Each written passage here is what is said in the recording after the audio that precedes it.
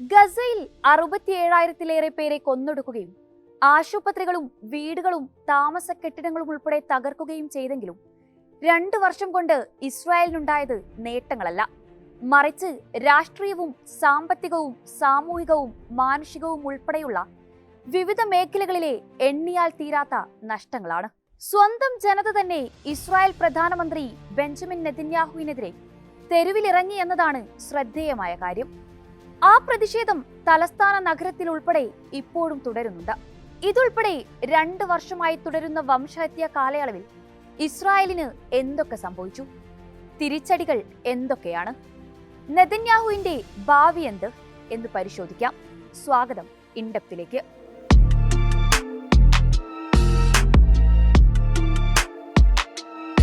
പതിറ്റാണ്ടുകളായി ഇസ്രായേൽ നടത്തുന്ന അധിനിവേശത്തിന് തിരിച്ചടിയെന്നോണം 2023 ഒക്ടോബർ 7-ന് ഇസ്രായേലിൽ ഹമാസ് നടത്തിയ ആക്രമണത്തിൽ മാത്രം കൊല്ലപ്പെട്ടത് 390 ഇസ്രായേൽ സൈനികരാണ്. യുദ്ധം 2 വർഷം പൂർത്തിയാവുന്ന ഈ സാഹചര്യത്തിൽ ഇസ്രായേൽ പ്രതിരോധ മന്ത്രാലയം തിങ്കളാഴ്ച പുറത്തുവിട്ട പുതിയ കണക്ക് പ്രകാരം 1152 ഇസ്രായേലി സുരക്ഷാ ഉദ്യോഗസ്ഥരാണ് ഇതുവരെ ഹമാസ് ആക്രമണത്തിൽ കൊല്ലപ്പെട്ടത്.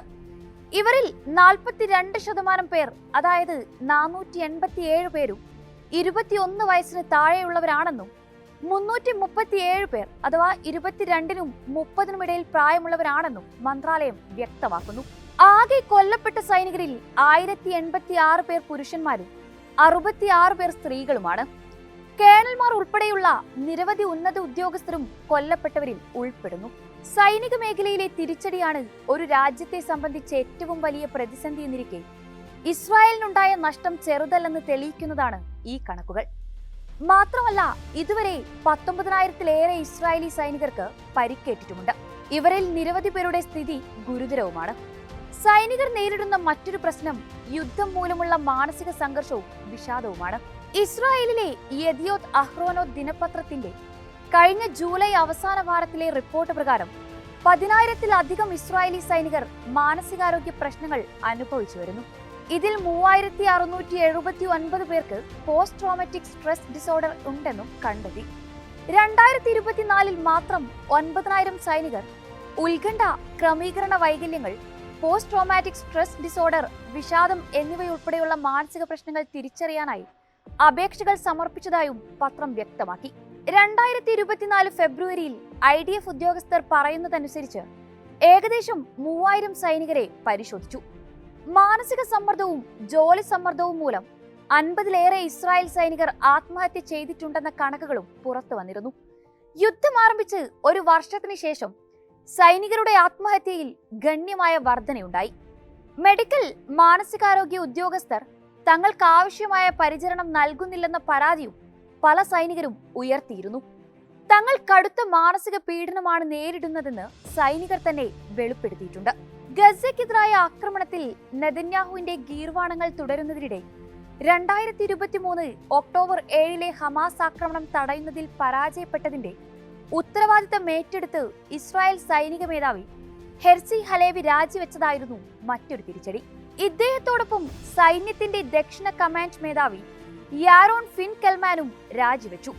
ഇസ്രായേൽ പൗരന്മാരെ സംരക്ഷിക്കാനുള്ള ദൗത്യത്തിൽ പരാജയപ്പെട്ടു എന്ന് പ്രതിരോധ മന്ത്രിക്ക് അയച്ച കത്തിൽ ലഫ്റ്റനന്റ് ജനറൽ ഹെർസി ഹലേവി സമ്മതിക്കുകയും ചെയ്തു.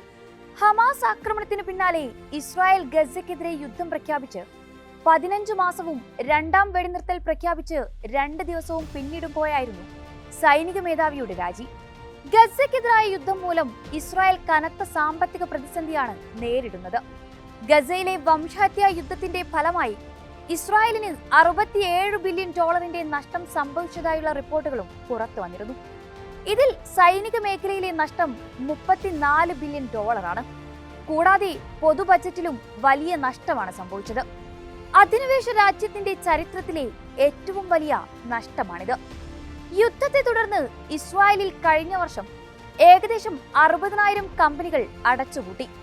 2023-നെ അപേക്ഷിച്ച് 50% കൂടുതലാണിത്.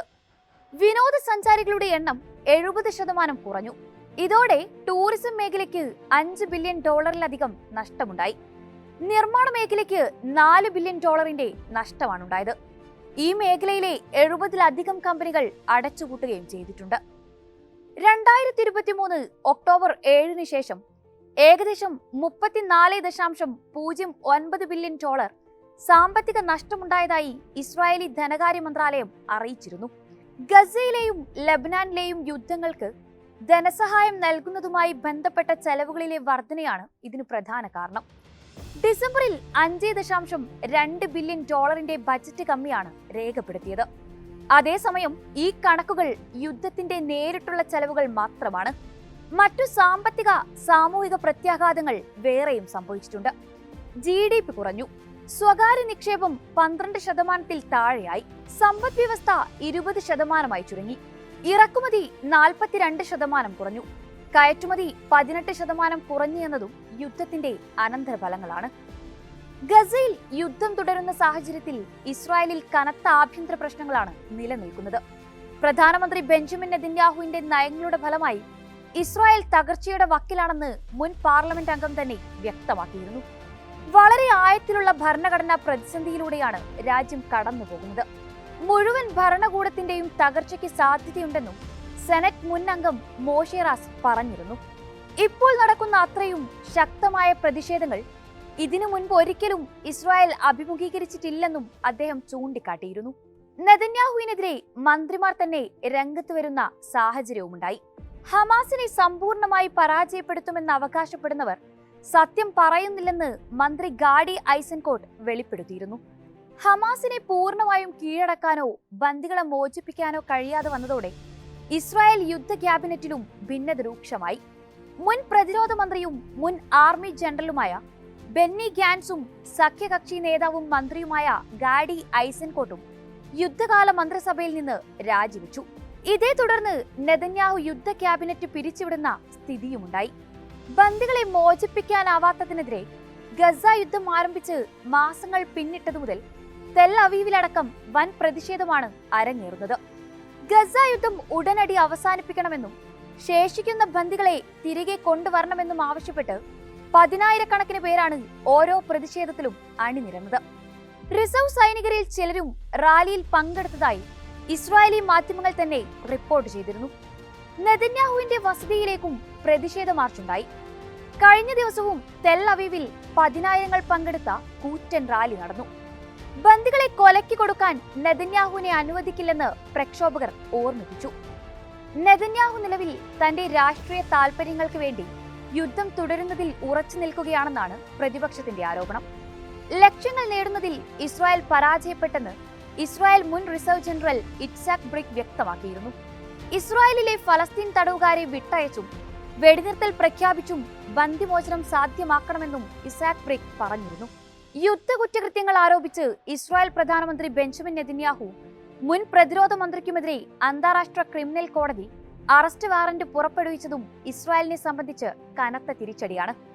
മനുഷ്യരാശിക്കെതിരായ കുറ്റകൃത്യങ്ങളും യുദ്ധക്കുറ്റങ്ങളും നെതന്യാഹുവിനും മുൻ പ്രതിരോധ മന്ത്രി യോവ് ഗാലന്റിനുമെതിരെ ചുമത്തിയിട്ടുണ്ടെന്ന് നവംബറിൽ കോടതി തന്നെ വ്യക്തമാക്കിയിരുന്നു. ഗസയിൽ വംശഹത്യാ യുദ്ധം തുടരുന്ന സാഹചര്യത്തിൽ പല വിധത്തിലും തിരിച്ചടികൾ നേരിട്ട ഇസ്രായേലിന്റെയും നെതന്യാഹുവിന്റെയും ഇനി മുന്നോട്ടുള്ള പോക്ക് എങ്ങനെയാകുമെന്നാണ് ഉയരുന്ന ചോദ്യം. ഗസയിൽ യുദ്ധം തുടരുന്ന പശ്ചാത്തലത്തിൽ ലോകത്ത് ഇസ്രായേൽ ഒറ്റപ്പെടൽ നേരിടുകയാണെന്ന് നെതന്യാഹു തന്നെ സമ്മതിച്ചിരുന്നു. ഇത് 2 വർഷം നീണ്ട ഗസ യുദ്ധത്തിൽ സയനിസ്റ്റ് രാഷ്ട്രം നന്നേ വിയർത്തുവെന്ന് വ്യക്തമാക്കുന്നതാണ്. നെതന്യാഹുവിന്റെയും അദ്ദേഹത്തിന്റെ സർക്കാരിന്റെയും തെറ്റായ നയങ്ങളുടെ ഫലമായാണ് ഇസ്രായേൽ ഒറ്റപ്പെട്ടതെന്നാണ് പ്രസ്താവനയോട് പ്രതിപക്ഷ നേതാവ് യാർ ലാപിഡ് പ്രതികരിച്ചത്. സ്വതന്ത്ര ഫലസ്തീനെ പിന്തുണച്ച് UK, Canada, Brazil, France, China, Russia, Australia ഉൾപ്പെടെ G20യിലെ ഭൂരിഭാഗം രാജ്യങ്ങളും രംഗത്തെത്തിയതും ഇതേ നിലപാട് ഇവരുൾപ്പെടെ UN ജനറൽ അസംബ്ലിയിൽ ആവർത്തിക്കുകയും ചെയ്തത് ഇസ്രായേലിനെ സംബന്ധിച്ച് തിരിച്ചടിയാണ്. UN-ലെ 193 അംഗരാജ്യങ്ങളിൽ 157 എണ്ണവും ഫലസ്തീൻ രാഷ്ട്രത്തെ അംഗീകരിച്ചിട്ടുണ്ട്. US ഉൾപ്പെടെ വിരലിലെണ്ണാവുന്ന രാജ്യങ്ങൾ മാത്രമാണ് ഇസ്രായേലിനെ അനുകൂലിച്ചത്. ചുരുക്കി പറഞ്ഞാൽ ശക്തരായ രാജ്യങ്ങളിൽ US-ന്റെ പിന്തുണ മാത്രമാണ് ഇസ്രായേലിനുള്ളതെന്ന് പറയാം. മാത്രമല്ല, യുദ്ധത്തിന്റെ സാമ്പത്തിക നഷ്ടം മൂലം അടുത്ത ദശകത്തിൽ ഇസ്രായേലിന് ഏകദേശം $400 ബില്യൺ സാമ്പത്തിക പ്രവർത്തനങ്ങൾ നഷ്ടപ്പെട്ടേക്കാമെന്നാണ് റിപ്പോർട്ടുകൾ. ഇത് ഇസ്രായേലിന്റെ സാമ്പത്തിക ഭാവിക്ക് ഭീഷണിയാണ്. നിലവിൽ 20 പദ്ധതികളുമായി ട്രംപ് മുന്നോട്ട് വന്നിരിക്കെ ഗസയിലെ യുദ്ധം അവസാനിപ്പിക്കാൻ കടുത്ത സമ്മർദ്ദങ്ങളാണ് നെതന്യാഹുവിന് മുന്നിലുള്ളത്.